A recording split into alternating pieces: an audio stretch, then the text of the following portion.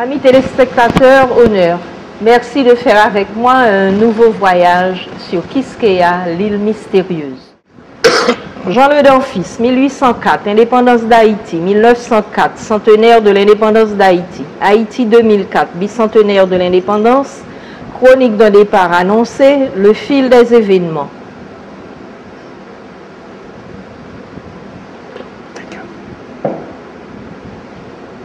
Ce livret met en perspective 3 dates importantes de l'histoire d'Haïti. D'abord 2004, car le 1er janvier 2004 marquait le bicentenaire de l'indépendance d'Haïti. Comment le pays s'est-il réveillé en ce jour si important dans l'histoire de l'humanité? Ensuite, 1904, la conjoncture politique autour du centenaire de l'indépendance, l'administration du président Nord-Alexis dut y faire face. Finalement, 1804, les diverses mesures d'organisation du pays prises par le père fondateur Jean-Jacques Dessalines à la naissance de la nation haïtienne. Amis téléspectateurs, j'ai l'honneur et le plaisir de recevoir aujourd'hui le docteur Daniel Mathurin et sa compagne, Ginette Perrodin-Mathurin. Les femmes d'abord, Ginette, honneur, c'est un plaisir pour moi de vous recevoir en toute affection, accompagnée de Daniel. Bonsoir, c'est un grand plaisir pour moi de converser cet après-midi avec les téléspectateurs du Canal Bleu et le Festival Art. Alors aujourd'hui, nous allons demander à Daniel et à Ginette de nous parler un peu des trésors enfouis et de la mystérieuse Haïti. Elle demeure quand même et toujours la Quisqueya à découvrir. N'est-ce pas Daniel? Daniel est tout sage et muet. Devenu sage et devenu muet. Parce qu'on s'est tellement agité dans les périodes antérieures pour essayer de mettre les Haïtiens ensemble, de leur faire comprendre que le patrimoine, c'est le fondement même de leur identité, pour que même si on a toutes sortes de richesses matérielles, mais si on n'a pas cette richesse spirituelle qui nous permet de faire l'appropriation de soi et de son environnement, on ne pourra rien faire de toutes ces richesses matérielles comme cela s'est produit dans tous les autres pays, comme le Venezuela, le Soudan, le Nigeria et le Congo, qui contient le coltan, des pays excessivement riches, et nous voyons que ça ne profite pas du tout à la population locale. Ce sont les nantis du pays et les politiques qui s'en approprient. Nous, on aurait aimé faire prendre conscience à l'Haïtien de sa dignité, du niveau de son patrimoine immatériel, qui constitue même le fondement de l'épanouissement de l'humanité. Imaginez-vous une minute, un pays comme chez nous, une toute petite île, où il s'est produit il y a 65 millions d'années l'extinction de 90% des espèces sur toute la planète. Et après, tout s'est démarré encore ici, à partir d'une bactérie, à partir d'une cellule. Et c'est pour cela, ça je vous parle sur le plan scientifique, et sur le plan des révélations, le même calendrier Maya qui nous parle de 2012, nous dit que Haïti, c'est là où tout a commencé et où tout finira. Mais tout s'est terminé il y a 65 millions d'années. Mais quand est-ce que tout va recommencer? Et nous pensons rentrer en plein dans le calendrier Maya pour montrer comment que c'est encore de ce point élogieux pour les Mayas, de ce point de prestige pour les Mayas, qu'est notre île, que va se démarrer la 5e humanité. Oui, mais vous avez bien dit redémarrer. Donc tout ne finira pas, tout va redémarrer. Et aujourd'hui, nous allons parler du limbé. Et j'aurais bien aimé, pour mes téléspectateurs, savoir et comprendre ce que c'est qu'un pétroglyphe. Un pétroglyphe, c'est une bonne question. Pétro vient de la pierre, glyphe vient de l'écriture. Comme Ginette l'a souvent dit dans plusieurs émissions, imaginez-vous une minute qu'une civilisation très avancée, technologiquement avancée, qui avait les moyens de mettre 600 pyramides sur la bande équatoriale, sur la Terre, de placer des pyramides aussi, qui sont des éléments énergétiques, qui utilisent la théorie des champs unifiés, la substance divine de l'énergie, qui utilisent le canyon magnétique du cosmos. Ils ont pu mettre aussi sur la Lune, ils ont pu mettre aussi sur Mars, ils ont pu mettre aussi sur Vénus. Que cette civilisation-là, quand elle vous dit que tout va se redémarrer ici, donc ça veut dire qu'ils ont laissé un code, un message codé pour nous quelque part. Imaginez-vous une minute, une civilisation aussi avancée qui est en voie de disparition. Elle va s'imaginer, comme Ginette dit, comment peut-on laisser un message? Est-ce qu'il faut laisser ça sur iPad? Est-ce qu'il faut laisser ça sur téléphone cellulaire? Est-ce qu'il faut laisser ça sur CD? Avec inondation, catastrophe, sur support papier. Donc ils ont utilisé le support lithique. Ils ont utilisé la pierre comme support.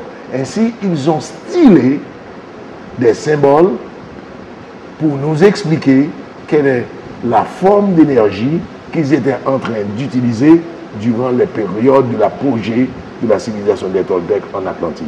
C'est ça pour nous la Roche-Alene. Et nous comptons mettre en évidence tous ces symboles. Ils sont au nombre à peu près de 14 et faire la comparaison avec les symboles mayas qui se sont dit qu'ils sont des descendants des Toltecs, avec des symboles olmèques qui disent qu'ils sont descendants des Toltecs, avec des symboles aztèques qui prétendent descendre des Toltecs, avec des symboles arawak qui prétendent descendre des Toltecs. De même, on va sur l'autre rive de l'océan Atlantique, ça veut dire en Espagne, en France, en Méditerranée, pour trouver les symboles des Azéléens, les symboles des Babyloniens, des Sumériens, et les comparer et donner la preuve que la Roche-Alene n'est pas d'origine taïno ou arawak. Car Moreau de Saint-Méry, un grand historien, un grand politique, un grand templier, qui a participé activement à la révolution de 1776 aux États-Unis, de 1789 en France et de 1804 ici, Moreau de Saint-Méry dit, toutes les fois qu'il avait interrogé les taïnos au 17e, fin 17e, début 18e, tous les taïnos disaient, nous ne savons pas qui a apporté cette pierre, nous ne savons pas qui a écrit, nous ne savons pas ce que c'est dessus, comment interpréter ces inscriptions. Or, nous savons que les taïnos sont arrivés sur notre île il y a 1300 ans avant Jésus-Christ. Donc ça veut dire que ces inscriptions qui se trouvent sur des pierres à la rivière de Lembe datent d'au moins 3300 ans. Parce que si on fait 1300 ans avant Jésus-Christ, plus 2000 ans de notre période actuelle, ça fait au moins 3300 ans. Donc, je vous arrête juste un moment pour expliquer à mes téléspectateurs que l'Inde s'écrit L'-I-N-D-E. Il est important qu'ils le sachent et j'aurais bien aimé aussi que vous vous étaliez un petit peu sur la civilisation toltèque, car on fait souvent référence aux Toltecs. Vous avez écrit qu'ils étaient des sages, qu'ils avaient eu une médecine très poussée, qu'ils étaient des gens riches, enfin riches intérieurement, et qu'ils ont laissé des écrits qui, à tous les coups, ont été prouvés vrais et réels. Donc là, qu'est-ce que c'est ou qui est un Toltec? Qui est-il? Un Toltec, d'après les stigmates, les dessins et les pétroglyphes, de même que les stèles taillées qui nous ont été laissées, nous voyons c'est un géant. D'après François Rousseau, un géant, très grande taille. D'après François Rousseau, certains descendants des Toltecs mesuraient entre 3 et 4 mètres. D'après les documentations plus avancées dans le domaine des sciences ésotériques, nous voyons qu'un homme Toltec mesurait 10 mètres et une femme Toltec mesurait 8 mètres. Vous pouvez bien comprendre comment on avait des mégalithes énormes et des constructions où les fenêtres se trouvaient placées entre 7 et 6 mètres. On s'est demandé quelle est la nécessité pour quelqu'un de construire une maison et de trouver sa fenêtre au moins à 4 étages plus haut que sa taille propre à lui. Donc c'est que les Toltecs avaient au moins entre 8 et 10 mètres de hauteur. Mais cette taille gigantesque correspond exactement à la taille des dinosaures, correspond à la taille des mammouths. Car à cette époque, on venait de sortir du couloir du plan de la galaxie, comme on en est rendu maintenant, où il y avait énormément de radiations. Et ces radiations, la première conséquence des radiations excessives dans notre environnement, c'est des mutations. En créant des mutations, l'être petit va s'adapter pour devenir excessivement grand, de même que les arbres, de même que les animaux. Je voulais revenir sur un point purement médical. Imaginez-vous un être qui a 10 mètres de haut, il doit au moins avoir un estomac de 2 mètres. À un homme pareil, ou une femme pareille, c'est quelqu'un qui peut, au cours d'un repas, manger un bœuf. Un quart de dinosaure. Ou un quart de dinosaure. C'est pour cela que les animaux étaient aussi gigantesques que les humains. Et les dinosaures avec lesquels on est en train de nous effrayer dans les films de science-fiction n'étaient qu'apparemment que des bœufs ou des cabris pour cette Toltec-là. Tout est une question d'échelle. Tout est une question d'échelle. Et deuxièmement, il y a un auteur, un homme et une femme, Alan et Sally Lansbury, qui ont écrit un ouvrage appelé À la recherche des civilisations du passé, où ils ont affirmé que ce sont les Toltecs qui ont construit Teotihuacan, Tiahuanaco, et qui se trouvaient dans les Caraïbes, et les Caraïbes étaient leur premier point d'atterrissage, parce que ces gens venus de notre monde. Quand Alan et Sally Lansbury disent que ce sont des gens venus de notre monde, ils ne parlent pas d'autres planètes, ils parlent de notre univers, selon la théorie d'Albert Einstein, qui stipule qu'il existe des points de condensation énergétique où il apparaît un raccourci entre l'espace et le temps, appelé pont Einstein-Rosen, qui te donne accès à un autre univers. Donc il paraît, selon des études récentes et anciennes, que les Toltecs ne viennent pas de notre univers, ils viennent de notre univers. D'après Francis Crick, qui est le prix Nobel de génétique pour avoir découvert la structure double de notre ADN, notre patrimoine génétique, il paraît que les Toltecs, il y a 4,5 milliards d'années, au moment où la planète était une soupe primitive, ils étaient déjà une civilisation capable de faire des conquêtes spatiales et qui étaient maîtres de la biologie.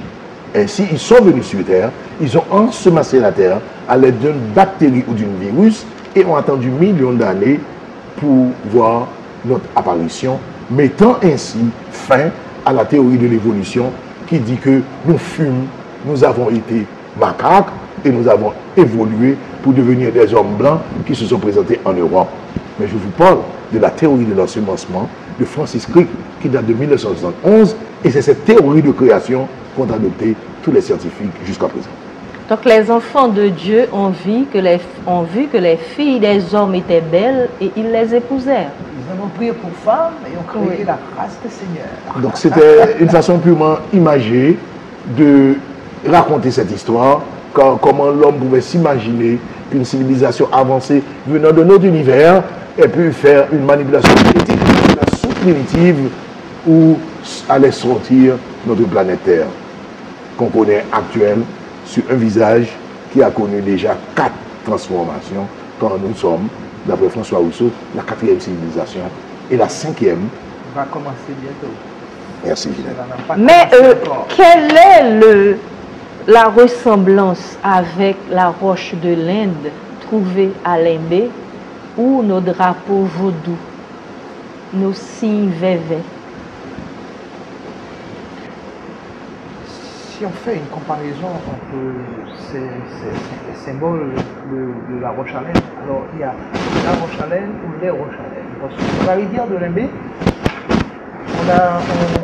on a répertorié 4 roches. Et sur ces 4 roches, il y a une en particulier, celle qui se trouve sur la rive droite. C'est elle qui est la plus riche parce qu'elle a à peu près une quarantaine d'inscriptions dessus. Et ce que nous remarquons sur ces roches, c'est qu'il y a beaucoup de circonvolutions. Et ces circonvolutions sont tantôt en circonvolution opposée, tantôt en circonvolution qui vont dans le même sens. D'accord? Ce que nous retrouvons dans les vévés. De plus, on retrouve aussi comme figure des éléments losangiques. Or, nous savons que presque tous les vévés sont à la base du losange. Ok? Donc, ça veut dire qu'il y a une corrélation entre les vévés que l'on trace, que l'haïtien trace lorsqu'il est possédé, et les éléments de la roche à laine, les éléments scripturaux de la roche à laine.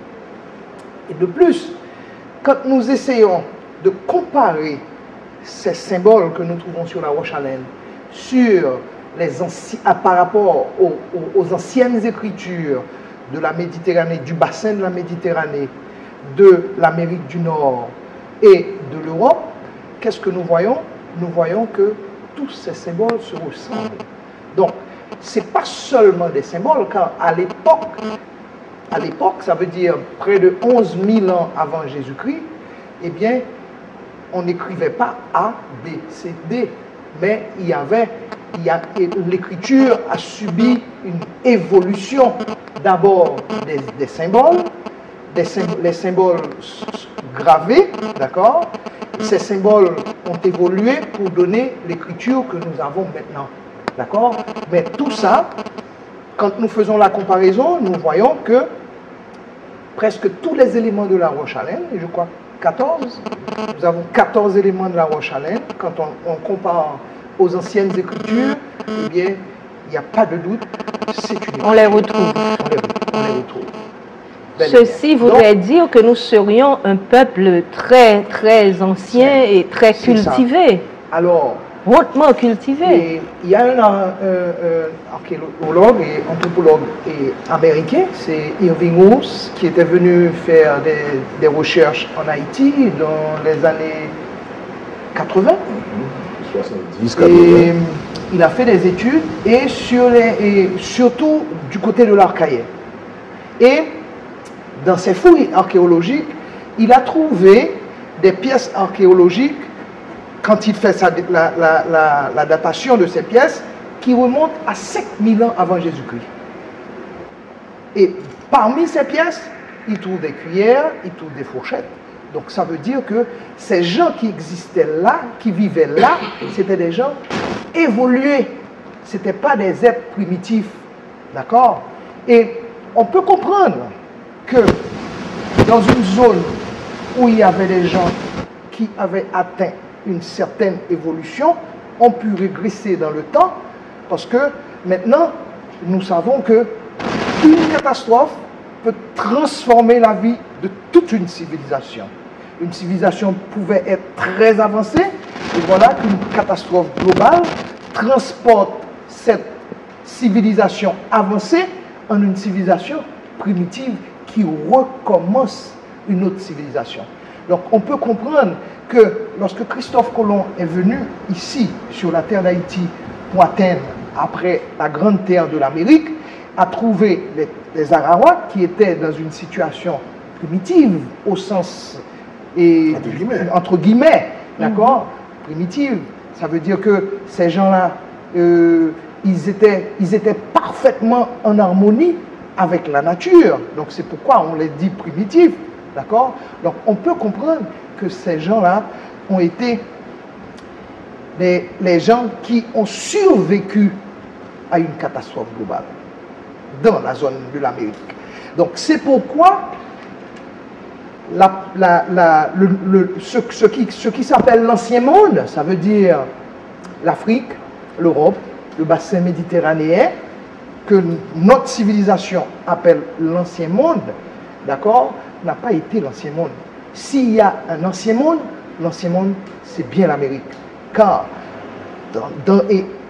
quand on fait l'histoire sur plusieurs dizaines de millions d'années, on se rend compte qu'il y avait deux grandes civilisations dans cette zone, et ce sont les catastrophes qui ont transporté ces gens-là, dont certains ont émergé vers l'Europe et l'Afrique, d'accord, et qui plus tard, avec Christophe Colomb, va faire un comeback pour revenir sur leur terre originelle. Vers la terre-mère. Voilà.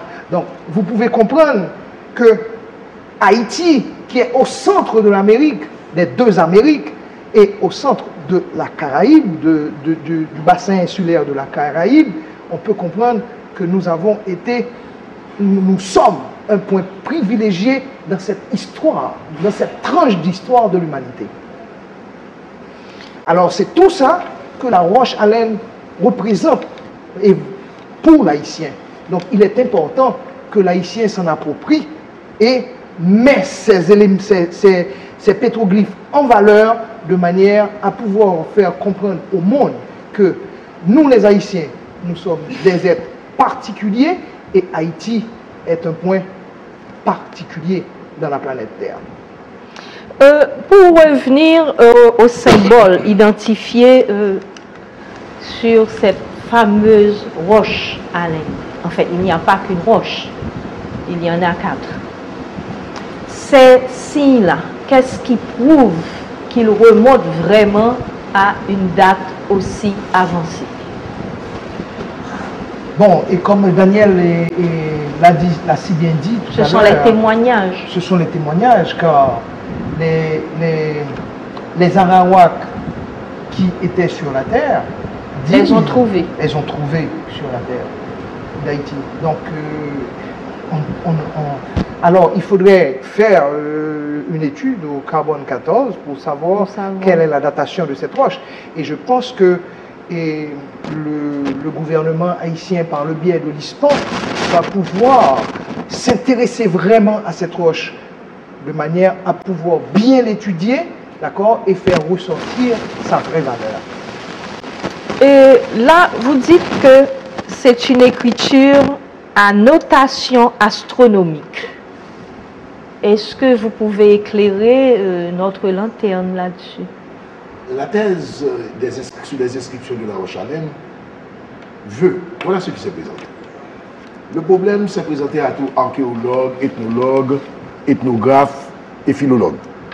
C'est que on sait que classiquement, la première écriture à apparaître, ce fut l'écriture pictographique, qui est une écriture synthétique.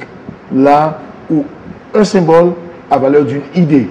Dans un symbole, vous pouvez avoir toute une théorie qui a été suivie après par pictographique, idéographique, par l'écriture idéographique, qui est une écriture analytique, où un symbole a valeur d'un mot. Ensuite, a suivi l'écriture phonétique, qui va nous donner notre alphabet actuel. Cependant, certaines pièces archéologiques comme la Roche-Alem, comme la pierre de Glosel, comme les cailloux pleins de masse d'asile, nous trouvons ces 3 types d'écriture inscrites à une même période. Donc ça veut dire l'évolution, le cheminement de l'écriture, du véhicule de notre pensée ne s'est pas produit comme ça. Ainsi, archéologues, philologues, linguistes, ils se sont mis à rechercher un ancêtre de l'écriture.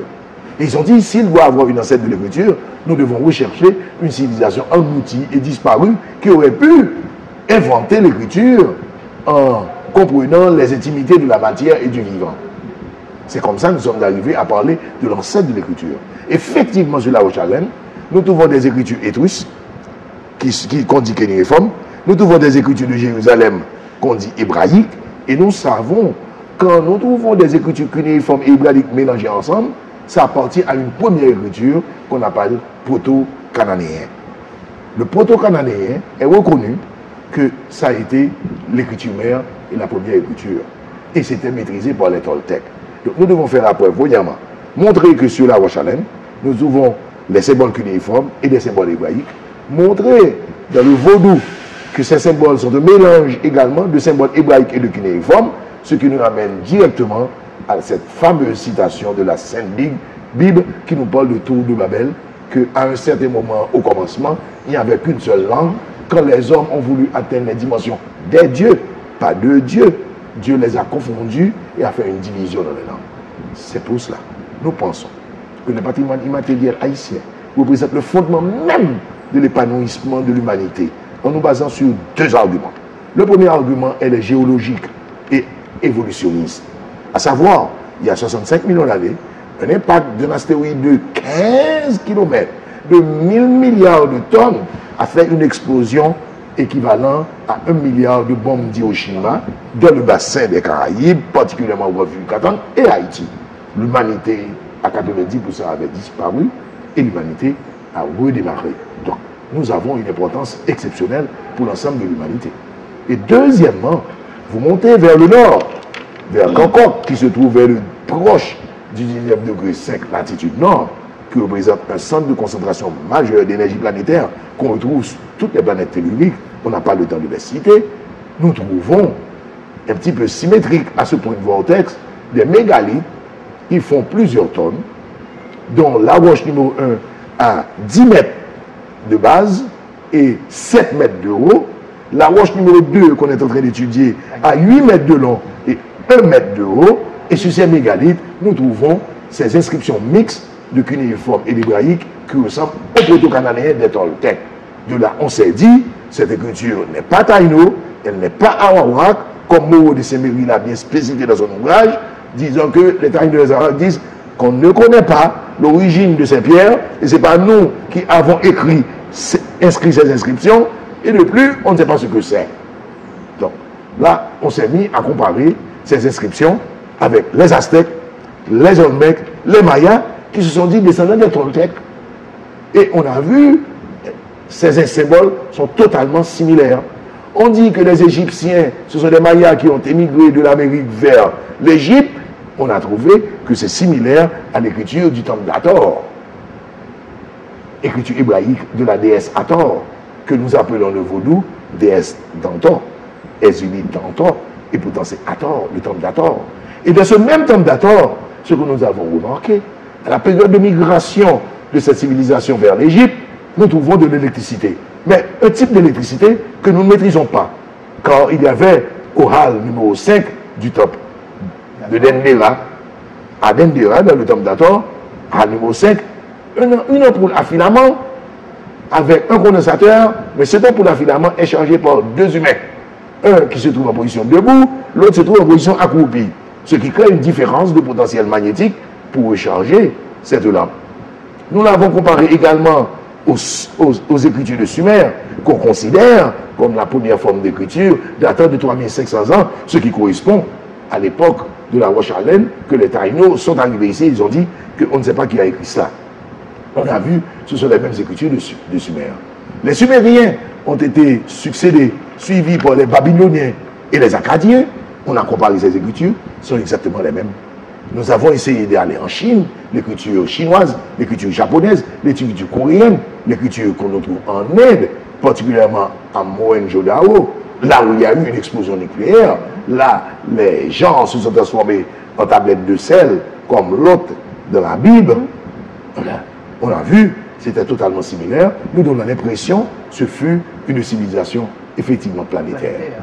Quand on dit lisible au premier degré, c'est parce qu'il y a un axiome en linguistique qui vous dit que, premièrement, premier axiome, quand on veut remonter dans le temps, le seul élément indispensable sur lequel s'appuyer pour construire une généalogie incontestable, c'est l'écriture, mais à condition de la déchiffrer. Et pour la déchiffrer, on vous dit que l'hypothèse vraisemblable de l'ancêtre de l'écriture doit répondre à 3 conditions au moins. Premièrement, avoir un air de famille avec toutes les autres écritures dérivées, ce que je viens de vous dire. Ce qu'on a ici. Exactement. Et deuxièmement, ça doit être lisible au premier degré. Qu'est-ce qu'on entend par lisible au premier degré? Ça veut dire, même un enfant regarde, il voit que c'est une étoile. Il regarde, il voit que c'est un croissant de lune. Il regarde, il voit que c'est une croix. C'est ça qu'on appelle lisible au premier degré. Donc, pour être lisible au premier degré, il faut que ce soit une écriture à notation astronomique. Et la troisième condition, il faut que dans cette écriture, nous dégageons une doctrine secrète, ça veut dire une théorie révolutionnaire de la science que l'humanité ne détient pas encore. Donc c'est ce que nous compterons démontrer le 22 septembre, de 5h à 8h, qui sera suivi d'un cocktail d'1 heure de temps aux Haïtiens pour leur faire comprendre. Nous avons un patrimoine immatériel en notre main qui est excessivement important pour l'épanouissement de l'humanité. Tous les scientifiques du monde entier et les techniciens et les professionnels du monde entier doivent s'atteler avec nous autour d'une table pour la création d'un forum permanent entre scientifiques et chercheurs. Quand je dis scientifiques, ceux-là qui sont au laboratoire, chercheurs, ça peut être anthropologues, ethnologues, artistes, etc. Sur le terrain, pour se mettre ensemble afin de poursuivre les investigations en vue de voir si nous pouvons décoder tout cela et créer quelque chose pour redonner à l'Haïtien le sens de soi, de son appropriation propre, de sa dignité. De sa valeur, en tant qu'être humain. Comme souvent dit Ginette, si je ne m'apprécie pas, je ne sais pas qui je suis, je ne peux pas faire une estimation de moi-même pour me respecter, comment je vais avoir du respect pour vous? Sur quelle base élémentaire que je vais m'appuyer pour dire ça c'est une femme de valeur? Donc, c'est ce qu'on essaie de faire pour essayer de mettre tous les Haïtiens ensemble et créer un momentum avec nos voisins proches, les Dominicains, nos voisins plus ou moins proches de la Caraïbe et les internationaux qui ont ce même fondement avec nous afin de créer une alliance stratégique et pour sortir Haïti là où il est et faire de ce pays vraiment non seulement, comme on disait encore, de la Caraïbe, terre des Caraïbes, mais pour faire un joyau de toute l'humanité. Donc là, notre panthéon vaudouesque aurait une connotation scientifique certaine. Et l'énergie qui se dégage de nos signes vaudouesques serait une énergie nécessaire à l'humanité, à la survie de l'humanité. Ce sont des diagrammes qui sont des écritures cunéiformes et hébraïques mélangées, qui sont du proto-canadien pur. Et nous savons que Arthur Holly avait démontré que le vaudou était d'origine cananéenne. De même que Pierre Carnac, il a écrit que Christophe Colomb tenait les Haïtiens pour les derniers descendants de Noé. Et nous savons que la race cananéenne vient de Cam et représente la race noire. C'est comme si nous avons un héritage. Quand on remonte au Toltec, c'est chez nous.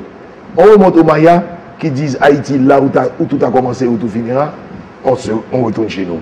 On remonte aux Sumériens, on retourne chez nous. On remonte dans la Bible, on retourne chez nous. Quand est-ce qu'une culture a une grande valeur? C'est quand ta culture a une valeur universelle et que toutes les communautés ethniques se retrouvent dans ta culture. C'est ça notre objectif, afin de dire aux Haïtiens, vous avez été grands, vous êtes encore grands. Vous l'êtes encore. Et vous le serez toujours, même après votre mort. Car regardez, nous les descendants des Toltecs, et les Toltecs ont existé, d'après la documentation des Mayas, il y a 10 millions d'années. D'après les enquêtes faites sur le terrain en Haïti, ça date de 1 milliard d'années pour rejoindre Eric von Daniken de la NASA, qui prétendait depuis 1980 qu'il y a eu sur Terre des civilisations nettement plus avancées que nous, beaucoup plus avancées que nous, de façon inimaginable, et ça date de milliards d'années. Tout le monde avait ri de Eric von Daniken, lui il est resté calme. Parce qu'il sait quelle documentation il a en main, il nous a donné une petite poule, mais le reste il ne peut pas tout livrer à nous. Maintenant, tout le monde est en train de rejoindre Eric von Daniken et admettre que cette civilisation qui a existé au bassin des Caraïbes date de moins de 1 milliard d'années.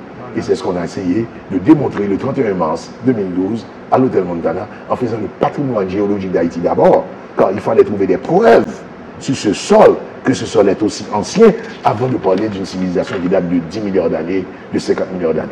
C'est alors que vous avez parlé du site de Belloc. Exactement. Et le site de Belloc est exceptionnel pour l'humanité. Oui, le site de Belloc est exceptionnel pour l'humanité parce que c'est sur ce site que c'est ce site qui donne la preuve qu'il y a 65 millions d'années, il y a eu une catastrophe globale sur la Terre. Donc cette preuve-là se trouve en Haïti. Oui. Mais c'est pas croyable. Pourquoi est-ce qu'on n'en a jamais parlé avant? C'est les gouvernements haïtiens qui n'en ont pas parlé. Les chercheurs qui sont venus sur le terrain, ils mettent ça sur leur site. Regardez la compagnie Eurasian Mineral Inc., qui fait des recherches en Haïti depuis près d'une dizaine d'années. Mais cette compagnie, quand vous allez sur le site de Eurasian Mineral Inc., vous trouvez toutes les recherches des explorations réalisées en Haïti. Mais pas un mot n'a été pipé en Haïti. Il faut voir du côté de nos dirigeants, de nos acteurs politiques, qu'est-ce qui se passe, pourquoi ils veulent garder ça comme leur chasse gardée. Il y a soit une question de magouille, soit une question de stratégie, moi je ne sais pas. Tout est secret. Tout est secret. Mais les compagnies étrangères ne gardent pas secret. Les savants qui ont travaillé à Haïti sur ce domaine n'ont pas gardé ça secret. Ils ont divulgué dans Sciences et Vie, dans la recherche, dans la nature, dans Géosciences. Ils ont diffusé les résultats retrouvés en Haïti. Oui, mais nous n'avons pas cette curiosité intellectuelle, malheureusement. Il y a un fait, c'est que lorsque les gouvernements, un gouvernement est au pouvoir et voit des étrangers venir en Haïti et dit s'intéresser de tel site. Mm-hmm. Mais le problème du gouvernement, c'est qu'ils n'ont pas de techniciens au niveau du technicien qui est en face d'eux pour pouvoir dire je vous fais accompagner par un Haïtien du même niveau que vous. Ils envoient des ingénieurs, mais les ingénieurs haïtiens, ils ne savent pas ce que viennent chercher ces chercheurs. D'accord? Et ils sont étonnés que 10 ans après, ils lisent dans les journaux, puisque le plus souvent, les résultats de ces recherches ne sont pas divulgués au grand public. Ce sont des choses, ce sont des éléments, des résultats qui sont des éléments cachés qui circulent parmi le petit groupe de scientifiques à travers le monde. Donc, ils sont étonnés, 10 ans plus tard, de lire dans les journaux que voilà, telle équipe qui était là, était venue chercher tel élément sur la terre d'Haïti. Donc, c'est ça. Nous n'avons pas d'université qui peut mettre à niveau les Haïtiens, au niveau de la géotechnique, au niveau de la géochimie, au niveau de l'astrophysique. Nous n'avons pas ça, nous n'avons pas ces cursus dans ce pays. Et si un Haïtien va à l'extérieur et choisit ce genre de profession, eh bien, il ne va pas revenir ici. Qu'est-ce qu'il va venir chercher? On le prend et on l'utilise à l'extérieur. Alors qu'il y a matière à recherche ici. Et voilà. C'est assez paradoxal quand même. C'est ça. Donc, c'est ça le problème d'Haïti, c'est que Haïti n'est pas au niveau de la valeur de son pays. De son patrimoine. De son patrimoine, du patrimoine de son pays. Donc, il est temps que l'on commence maintenant à réfléchir les cursus dans ce pays, de manière à pouvoir former les Haïtiens et mettre les Haïtiens et permettre aux Haïtiens d'étudier les matières qui sont des matières importantes pour comprendre le sol haïtien. Et de manière à ce que les Haïtiens puissent s'approprier du territoire. Parce que jusqu'à présent, l'Haïtien ne s'approprie pas le territoire. Il ne connaît pas le territoire. Mais depuis Christophe Colomb, on veut toujours s'approprier du patrimoine. Mais j'ai retenu ce mot justement, patrimoine. Quel est le rapport entre patrimoine, Haïti et pierre philosophale? Bon, c'est Moreau de Séméry qui a raconté dans son ouvrage que Christophe Colomb était venu en Haïti rechercher la pierre philosophale. Et nous avons constaté que tous les diagrammes rituels du vaudou traitent de l'énergie pure. Ça prend de l'énergie et d'un espace-temps qu'on ne connaît pas, que ne maîtrise pas encore notre physique fondamentale, et qu'une petite approche a été faite par Albert Einstein en 1916, il n'a pas pu continuer, il est mort en 1953, et l'approche d'Albert Einstein a été reprise récemment en 1995 par Laurent Notal, qui est venu nous dire que l'unité d'échelle de l'univers c'est l'ADN, et nous savons que l'unité d'échelle de l'univers c'est l'AISAN, parce que l'AISAN n'est autre que la projection plane de la double hélice d'ADN avec tous les symboles énergétiques qui nous permettent de comprendre parfaitement bien cette théorie. C'est pour cela que vous comprenez bien que, enfin, nous sommes en train de faire du surplace existentiel par ignorance de notre patrimoine. Et deuxièmement, Christophe Colomb a écrit personnellement dans son ouvrage qu'il était venu chercher en Haïti la fontaine de Jouvence. Et Juan Ponce de León a continué même après la mission de Christophe Colomb de rechercher la fontaine de Jouvence. Et nous savons bien que l'alchimie se dit la médecine des métaux et des hommes. Si c'est la médecine des métaux, nous pouvons faire la pierre philosophale. Si c'est la médecine de l'homme, on peut le rendre jeune et rester jeune jusqu'à la fin de ses jours quand il aura décidé de partir d'une manière ou d'une autre. Ainsi, on n'a pas pris cela à la légère, on a travaillé sévèrement pour comprendre que signifie cette affaire de pierre philosophale revenue que Christophe Colomb était venu rechercher chez nous. Quand on regarde ce qu'on raconte sur cette fameuse pierre philosophale, nous voyons que ce sont des éléments qui doivent se réaliser.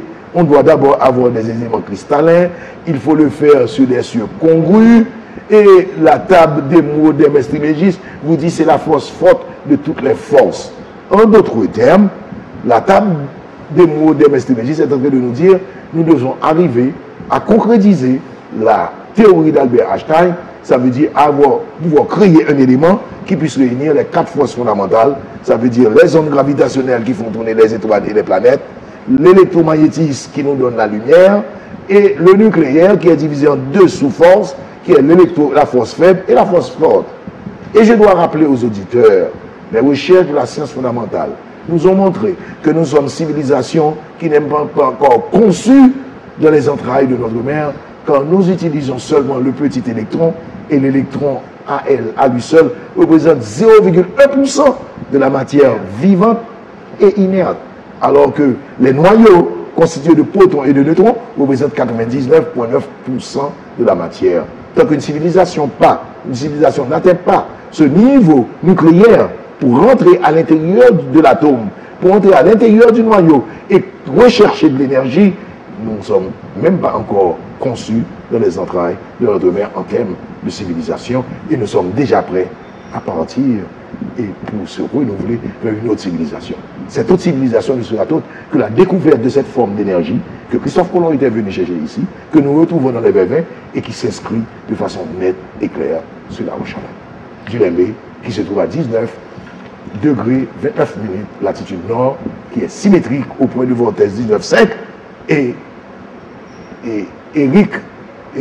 David Icke explique dans son ouvrage Les enfants de la matrice que c'est Toltec, au moment de l'accident, il a donné une carte pour montrer qu'ils ont émigré au nord d'Haïti au 19,5 latitude nord et qu'ils ont construit leurs temples et les pyramides selon un tracé symétrique au point de vortex. C'est sur cette documentation et autres que nous avons recherché des points symétriques au 19,5 qui correspondent à Port-de-Paix et un petit peu plus vers la mer du Cap Haïtien. Quand on a cherché le point symétrique, on est tombé sur la Roche-Chalem, on s'est posé la question, est-ce qu'effectivement, selon la théorie de David Icke et d'autres, est-ce que ce n'est pas eux qui ont construit la Roche-Chalem?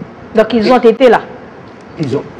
Haïti a été une partie intégrante, un segment du grand continent appelé Atlantide ou Gondwana, et que cet emplacement de notre Haïti fut la capitale technologique des Toltecs. C'était là, ici, leur capitale technologique. On parle beaucoup de l'Arcaille. Oui, oui. Mais je voudrais terminer avec la Roche-Chalem sur une remarque de William H. Hodges. William H. Hodges a fait des investigations un jour avec des gens de l'ISPAN et je sais que l'ingénieur, conservateur, l'ex-secrétaire d'État au ministère de la Culture, Harold Gaspard, un homme éminemment compétent, je ne sais pas qu'est-ce qu'on attend pour l'intégrer dans un forum international que nous sommes en train de créer. Ces architectes conservateurs, il y en a plusieurs. Ils ont remonté le lit de la rivière de Lembe jusqu'à Saint-Cacaval. Arrivé à Saint-Cacaval, ils ont retrouvé des roches trempées. J'en ai que je vais remonter la présentation. Hodges est rentré chez lui. Savez-vous ce qu'il a écrit? Il a dit que ces pierres n'étaient pas là. Là, on les a trouvées dans la rivière de Lembe. C'était des pierres qui se trouvaient à Saint-Cacaval, au plateau central, dans une centrale nucléaire.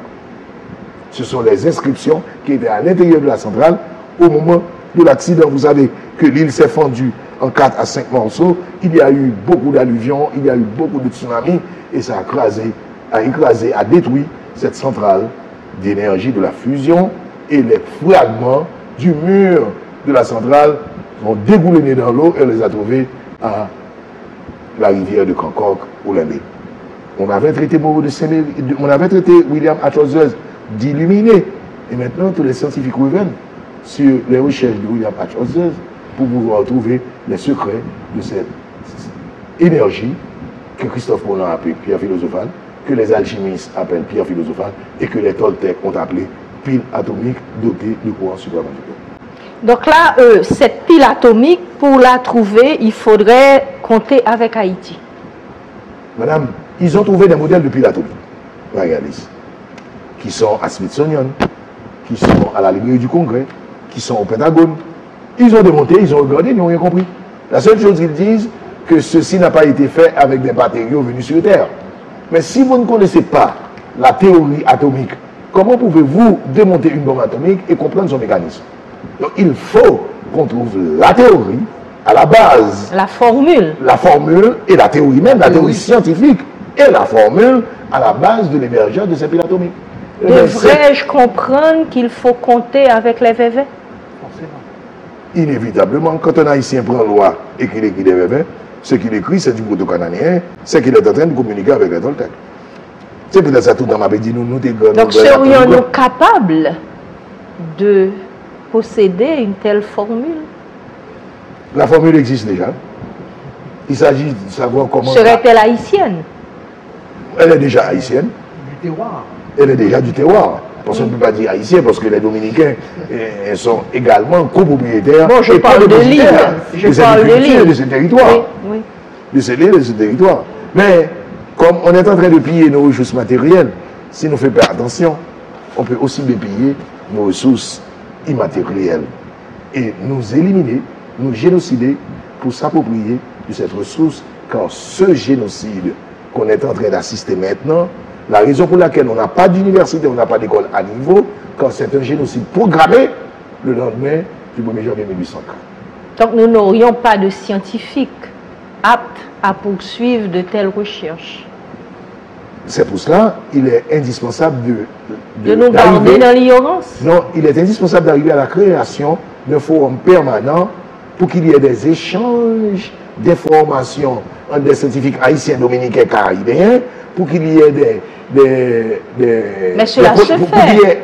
Pour qu'il y ait une collaboration étroite entre ces différents scientifiques, de façon à arriver à dégager un espace de discussion, un espace de négociation avec tous ces grands mondes-là de l'international qui se croient être les maîtres du monde, mais un monde en voie de disparition, un monde avec des changements climatiques calamiteux, un monde avec un dérèglement socio-économique où l'économie, rien ne va plus, on n'a plus de ressources, donc on est obligé inévitablement, pour poursuivre l'évolution de cette civilisation, d'arriver à la maîtrise de la chimie des Toltecs, qu'on appelle la transmutation, où l'on peut transformer un vulgaire caillou de carbonate de calcium en coltan, en iridium, en or, ou n'importe quoi. Sinon, la civilisation va se détruire elle-même quand elle n'a pas la capacité de répondre à la sollicitation de cette expansion démographique exagérée. Oui, mais je sais que vous ne voulez pas vous étendre sur certains sujets, mais on ne peut pas ne pas les aborder. Je sais que dans le sous-sol, il y a pas mal de richesses minières. On parle d'or, on dit aussi qu'on pourrait trouver du charbon, on parle de la terre rare, on parle de plein de choses. Qu'est-ce qui est vrai dans tout ça? Non. Vous imaginez, madame, vous avez un sol qui date de 1 milliard d'années, d'après les expertises réalisées le 12 janvier 2010, qui est une date de la fin du monde. Quand la fin du monde a commencé le 12 janvier 2010. Tous les scientifiques sont d'accord. Si vous allez regarder la fin du monde, la fin de cette 4e civilisation, là où tout a commencé et où tout finira, comme disent les Mayas. Si vous regardez un sol qui date de 1 milliard d'années, 1 milliard d'années, ça veut dire qu'il a fait 4 fois le tour de la galaxie, et à chaque fois, dans les 4 tours, il prend 4 fois dans chaque bras de la galaxie, de chaque plan, et à chaque fois, il fait une montée et une descente, ça fait 8 fois. Donc ça veut dire, c'est un sol qui a une mémoire de 8 traversées du couloir de la galaxie. Et c'est au moment que nous traversons la galaxie que nous rencontrons des radiations intenses, exagérées, et que nous impactons avec les astéroïdes. Et quand vous impactez avec les astéroïdes, qu'est-ce qui arrive? Il y a une explosion exagérée nucléaire qui fait augmenter la pression et la température. Et tu as énormément de sédiments à se projeter dans l'atmosphère. En se projetant dans l'atmosphère, ça va obstruer les rayons du soleil. Vous allez avoir un hiver nucléaire. Mais tous ces phénomènes associés ne font que engendrer, pour les sédiments, du pétrole, du carbonate de calcium, etc. Et pour les magmas, vous allez avoir de l'or, de l'uranium. Et pour les sédiments astéroïdiques, vous allez avoir de l'iridium et de l'uranium. Donc, logiquement, selon le processus de formation des minéraux dans le sous-sol, Haïti devrait, et le bassin des Caraïbes, devrait avoir une quantité énorme de pétrole, d'or, d'argent, de cuivre, d'iridium et d'uranium. Maintenant, c'est à nous de comprendre le mécanisme de formation de ces minéraux, qu'on est en plein là-dedans, et de faire appel à des explorateurs ingénieux, intelligents, non vicieux, pour pouvoir faire une évaluation de ce que nous avons dans notre sous-sol. Mais on peut dire, après avoir battu une campagne de 30 ans, après la conférence ou l'exposé sur le patrimoine matériel à Montana le 31 mars 2012, on a vu que la communauté internationale en premier a ramassé la question. Les Dominicains, eux, ils sont en train de demander qu'on forme un forum permanent pour faire une évaluation de toute l'île, mais eux aussi, l'intelligentsia de gauche de ce pays qui disait que Haïti est un pays de seconde zone, qu'il n'y a pas de minerais, nous les voyons maintenant battre campagne haut et fort pour dire que les conditions des contrats sur l'or n'étaient pas correctes, les conditions d'exploitation douteuse ou sous le manteau de l'or et de l'iridium ne sont plus admissibles. Nous pouvons dire mission accomplie en tant que scientifiques et chercheurs, car notre objectif, c'est d'informer et de former les acteurs politiques, scientifiques, religieux, syndicaux, socioprofessionnels et universitaires afin d'une prise en charge de ce patrimoine. Et nous voyons enfin, et le gouvernement, et l'intelligence de gauche, qui est très fonceur, qui ne plaisante pas avec les gens, qui n'hésite pas à dénoncer la réalité des grosses combines, des grosses magouilles. Ce sont ces activistes qui sont éminemment indispensables à notre développement, qui ont pris la question en main. Ginette et moi, on s'est dit, mission accomplie, nous passons maintenant au chapitre du patrimoine immatériel afin de protéger cette richesse immatérielle qui peut être aussi dérobée à nous aussi facilement sur nos propres nez et sans aucune retombée pour aucun ancien.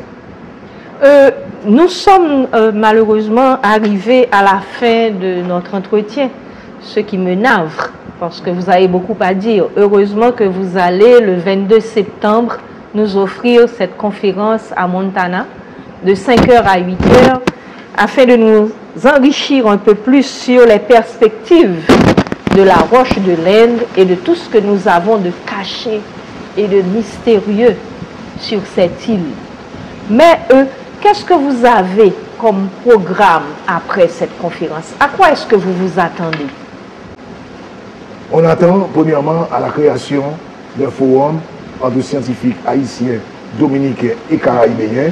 C'est pour cela que nous essayons d'impliquer l'Académie des sciences géologiques de la République dominicaine, l'Académie des sciences de la République dominicaine, le représentant du CONACOM pour les Caraïbes. Nous essayons d'impliquer des Américains, des Européens de la question pour voir si nous pouvons arriver à créer sur place une masse critique de penseurs qui puissent réfléchir sur la question, une masse critique de scientifiques qui puissent réfléchir sur la question et une masse critique de techniciens à travers l'École nationale de géologie appliquée, comme je le disais, qui soient en mesure d'aller sur le terrain et de faire une contre-expertise ou une évaluation de ce patrimoine. C'est ce à quoi on attend. Et deuxièmement, on s'attend à ce que l'haïtien puisse comprendre vraiment ces dimensions internes, historiques et mystiques pour qu'il puisse se réapproprier de soi-même quand il y a une méthode de sapage de notre culture depuis après le 1er janvier 1804 qui nous fait un génocide culturel pour que nous n'arrivons pas à identifier qui nous sommes, parce que comme a dit Benjamin et Franklin Delano Roosevelt, ces Noirs-là de Haïti qui ont pris leur indépendance, ils constituent pour nous une menace face aux 40 millions de Noirs que nous avons aux États-Unis.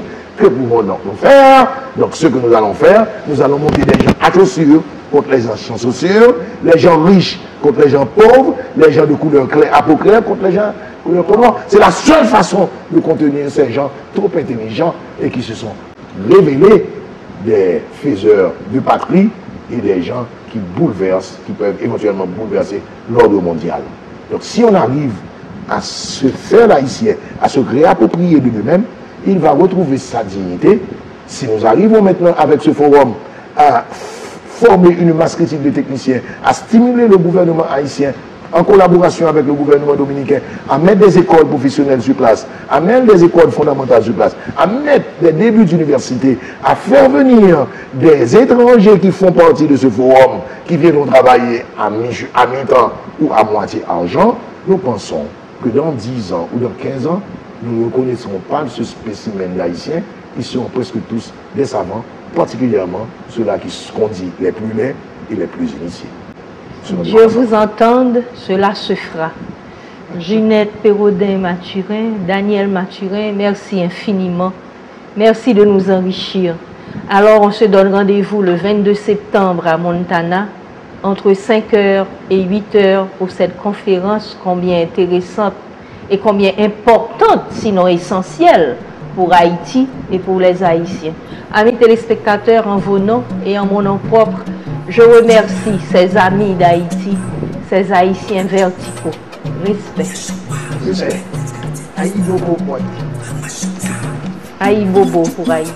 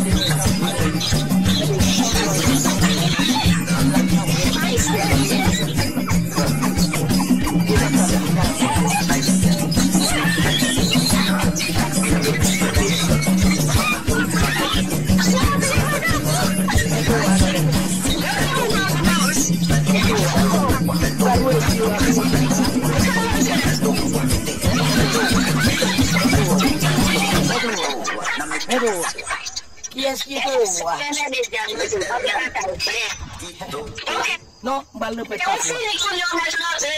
Non. Ah, comme ça.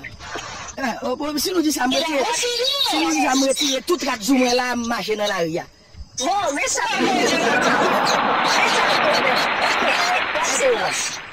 Mais toi.